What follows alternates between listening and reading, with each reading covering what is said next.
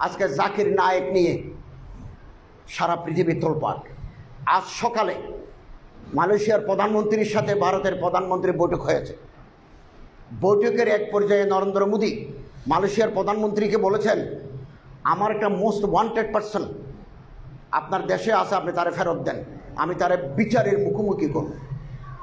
আমাদের ইমান, আমাদের উখুওয়াত, আমাদের বারাদরি পানি হয়ে গেল দুনিয়ায়। এক ব্যক্তিকে একটা প্রেসিডেন্ট, প্রধানমন্ত্রী বলে যে আপনি ফেরত দেন।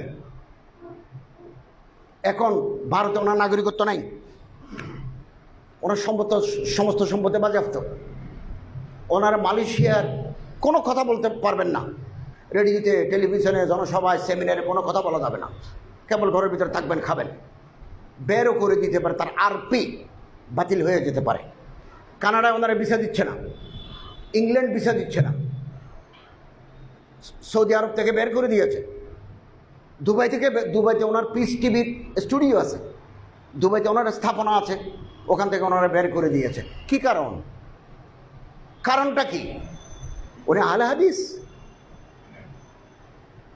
উনি ইহুদির এজেন্ট, উনি খ্রিস্টানের দালাল, উনি জঙ্গি, উনি টাই পড়েন, শার্ট গায়ে দেন। এগুলো হচ্ছে স্থূল কথা। যাদের দিমাগ মোটা তারা একথা বলে থাকে মাত্র। কেন জাকির নায়েক সারা বিশ্বের জন্য আজকে চ্যালেঞ্জ হলো? কেন? পিছনে অন্য কারণ আছে। এই কারণের পিছনে কেউ নাই। বড় বড় কিতাব লিখেছি, ইহুদির দালাল জাকির নায়েক, এ সমস্ত কথা আমরা বলেছি। হক কথা বলার লোক নাই। জাকির নায়েক থাকাবলে আদিয়ানের মাহের, scholar on comparative study of religion. বিভিন্ন ধর্মের উপরে তার পড়াশোনা আছে, যেটা আমার নাই, আপনার নাই। হিন্দু ধর্মের ভিতরে কি আছে, মনুতে কি আছে, শ্রীমদ্ ভগবতে কি আছে, রামায়ণের ভিতরে কি আছে, কোন পৃষ্ঠায় কি আছে, gospel, Talmud, new testament, old টেস্টামেন্টে কি আছে উনি জানেন। কোরআন শরীফের উপরে ওনার একটা অবুর আছে, আহাদিসে নববিয়ার ভিতরে ওনার একটা দখল আছে। উনি যদিও বা বাকায়দা আলেম নন, মাদ্রাসায় পড়ে কোনো সনদ ইয়াফতা নন, কিন্তু পড়াশুনো আছে। কিন্তু উনি ফকি নন, মুফতি নন, উনি ডাক্তার, ইংরেজি শিক্ষিত লোক, কিন্তু এই ফিল্ডে উনি মেহনত করেছেন।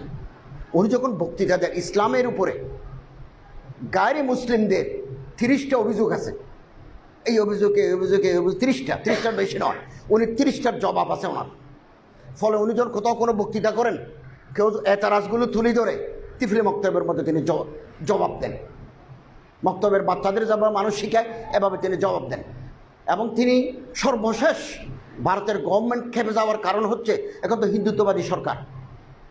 ভারত এখন নতুন সংবিধানের সংশোধন করে বলা হয়েছে, পৃথিবীর কোনো দেশের কোনো হিন্দু যদি নির্যাতিত হয়, এই নির্যাতনের যদি দলিল থাকে, ভারত তাকে নাগরিকত্ব দেবে।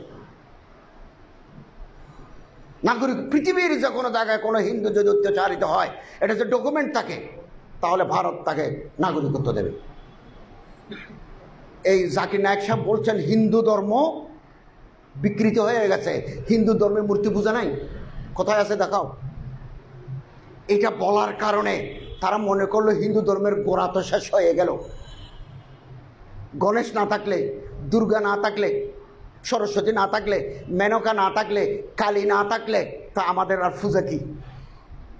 তখন মনে করছে এই মানুষটা পৃথিবীর যেখানে তাকে ধরে আনি তারে জবাই করে দিতে হবে। এই জন্য ফেরত চায়। কানাডায় গেছেন, ব্রিটেনে গেছেন। ব্রিটেনে তিনি বক্তৃতা করেছেন 2টা, লন্ডন, ইংল্যান্ডে করেছেন, কানাডায় করেছেন 2টা।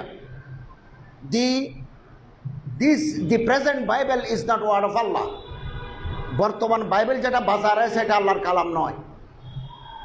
আল্লাহর কালাম এগুলো বিকৃত হয়ে গেছে, ডিস্টোর্টেড। এখন যেটা বাইবেল আছে, এটা সেন্ট পলের লেখা। এই দলিল, এই দলিল, এই দলিল। যারা বাইবেল লিখেছেন তারা একজনও হযরত ঈসা আলাইহিস সালামকে দেখেন নাই। ঈসা আলাইহিস সালাম 40 বছর বয়সে মারা গেছেন। 27 বছর পর্যন্ত ওনার জীবনের কোনো কাহিনী নেই। তো ওনার এগুলো লিখলো কে?